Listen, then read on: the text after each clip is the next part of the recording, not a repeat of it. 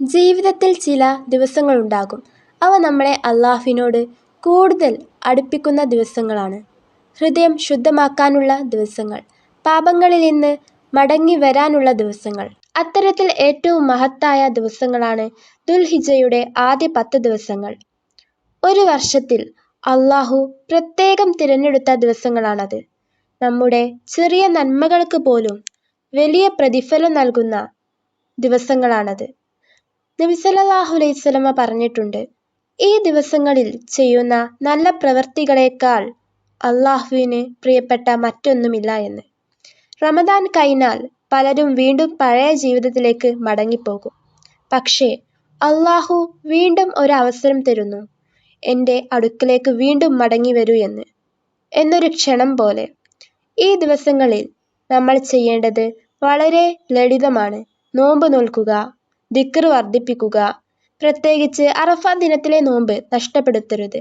ആ നോമ്പ് കഴിഞ്ഞ വർഷത്തെയും വരാനിരിക്കുന്ന വർഷത്തെയും പാപങ്ങൾക്ക് മാപ്പാകാനുള്ള കാരണമാകുമെന്ന് നബി സല്ലല്ലാഹു അലൈഹി വസല്ലമ പറഞ്ഞിട്ടുണ്ട്. സുബ്ഹാനല്ലാഹ്, അൽഹംദുലില്ലാഹ്, ലാ ഇലാഹ ഇല്ല, അല്ലാഹു അക്ബർ എന്നിങ്ങനെ ദിക്ർ വർദ്ധിപ്പിച്ചുകൊണ്ടിരിക്കുക. ഈ വാക്കുകൾ വെറും വാക്കുകളല്ല, ഹൃദയത്തെ ജീവനുള്ളതാക്കാനുള്ള ഓർമ്മപ്പെടുത്തലുകളാണ്. ഖുർആൻ വായിക്കുക, ഒരു പേജ് മാത്രമാണെങ്കിലും മനസ്സോടെ വായിക്കുക.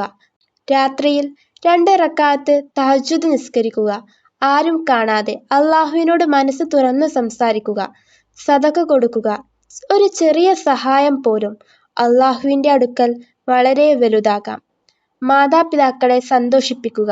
ഒരാളുടെ ഹൃദയം തകർന്നിട്ടുണ്ടെങ്കിൽ അത് ചേർത്ത് പിടിക്കുക. ഒരാളോട് നല്ല വാക്കു പറയുക. കാരണം ചിലപ്പോൾ ഒരു നല്ല സ്വഭാവം തന്നെ നമ്മളിൽ ജന്നത്തിലേക്ക് എത്തിക്കാം.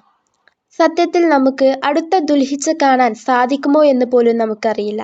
അതുകൊണ്ട് ഈ 10 ദിവസങ്ങൾ സാധാരണ ദിവസങ്ങളായി കാണരുത്. മാറാൻ ആഗ്രഹിക്കുന്നവർക്ക് ഇതൊരു തുടക്കമാണ്. കാരണം അല്ലാഹുവിൻ്റെ കരുണയുടെ വാതിൽ ഇപ്പോഴും തുറന്നിരിക്കുന്നു. അല്ലാഹ് നമ്മളെ ഈ മഹത്തായ ദിവസങ്ങളുടെ ബറക്കത്തിൽ ഉൾപ്പെടുത്തട്ടെ. നമ്മുടെ പാപങ്ങൾ മാപ്പാക്കട്ടെ. നമ്മുടെ ദുആകൾ സ്വീകരിക്കട്ടെ.